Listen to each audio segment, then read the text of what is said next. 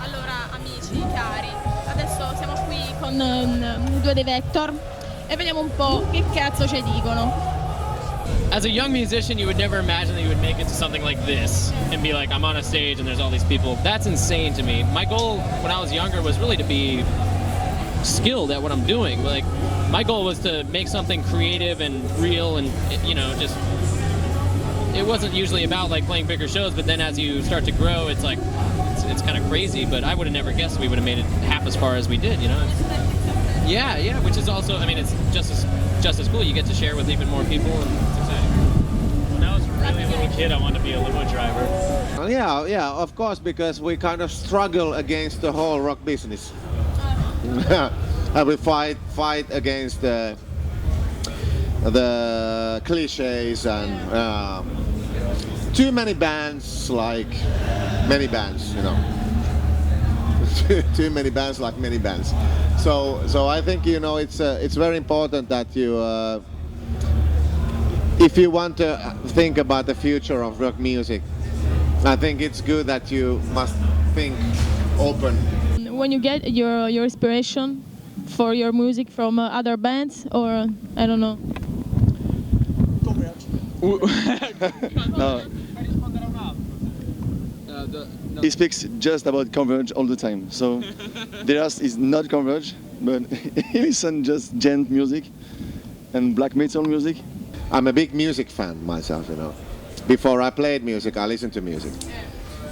And I love to search for some new sounding bands and new sounds, and every time when I hear a good new sound, you know, I want to try it in my own band.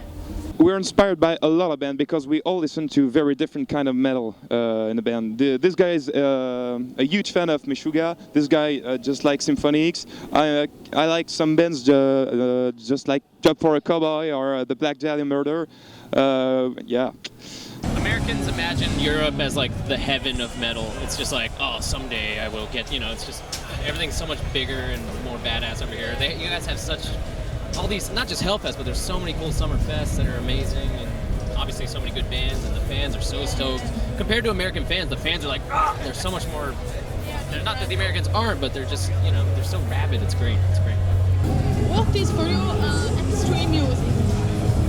Extreme music is philosophical. Anything that gets you excited, anything that turns you on, anything that makes you want to go. The very extreme grindcore, and then maybe some very, very modern classical music. And maybe Frank Zappa a bit. Extreme music, to me, it's hard to say, but I guess any music that really tries to go beyond music that's been created before and try to break new ground and do stuff, whether it's tempo or, you know, brutality or whatever you want to call it. I think it's hard to define, but I'd say it's just really trying to push the envelope and keep going further and further and further. It's music that can potentially disappoint a lot of people or bum out a lot of people musically, lyrically. It's like taking that chance, knowing that a lot of people could be very opposed to it. Yeah. It's a music that gives a lot of emotion, actually. I think that's what is important in extreme music, and not the noise, not what people think. It's I think it's full of really technical stuff and of emotions. That's my point of view. Senti, gli chiedo qual è quello che non, il genere che non gli piace. Sì. What is the worst kind of music? The worst kind of music is probably a tie between mariachi and polka. But even those, like, I don't mind them. But I like just about every kind of music, but mariachi's pretty goddamn bad. And about 90%, I would say about 90% of almost every genre isn't very good, if you think about it. But that's how I see stuff. For you? New age of country music, like fucking like 1985, 1980, 85 to like now. Like, country music, so Old country was good. Like American Old country was cool, like back in the day, but new country is just vapid, shallow nonsense. Like, It's just patriotic bullshit. yeah. When it's like America, I'm going to a bar and I left my kids, and it's just like where. something. Reggae music. Reggae music. Finnish lager music. It's very popular in Finland. You know, all the rock people want to listen to Finnish lager, and I was like, "Fuck, what you?" La variété française. That's typically French. You don't have that in your country, but Fortunately.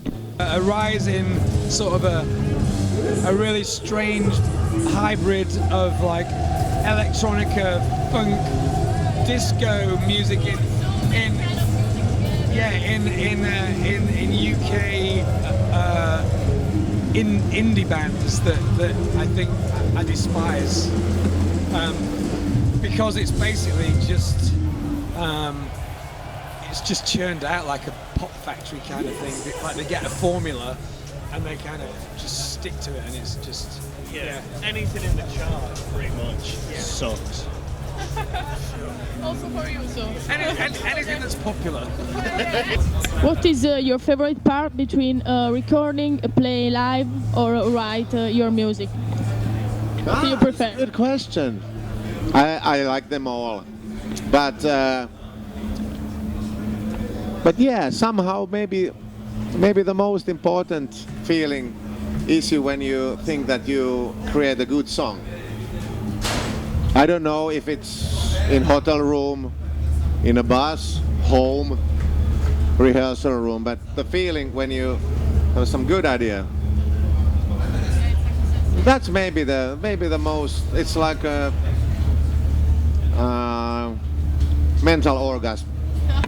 It's really two different feelings. Recording is creating something that will rest in time. When you're writing your music, it's something you know will set a stepstone in your life. Yeah. You'll always remember that. It's almost like the studio is mentally gratifying and live is a lot more physically gratifying. I guess that's the way I would break it out. Yeah, the most embarrassing thing happening on the stage. I have I think a show made in Paris where it was not Niels, it was the other guitar player. He broke 3 strings, on one song. That was 3 strings, 3 different strings. 3 different strings on one song, and on the same song, our bass player broke. I don't know what's the thing that holds his bass. All of this in one song. Wonderful. Wow, that was awesome. Yeah. Today there was one song, the last song where I play bass, and I recognized that my tuning was totally gone. And I was in the middle of the song. I couldn't do anything for it. And I sang and I tried to find the right note. I should go there instead of this string, and my concentration went to that. The most embarrassing thing happening on the stage. I'm puking. There are quite many. As far as you play quite often on stage, there can things happening. So yes, I'm used to vomit sometimes. Our drummer tends to vomit on stage.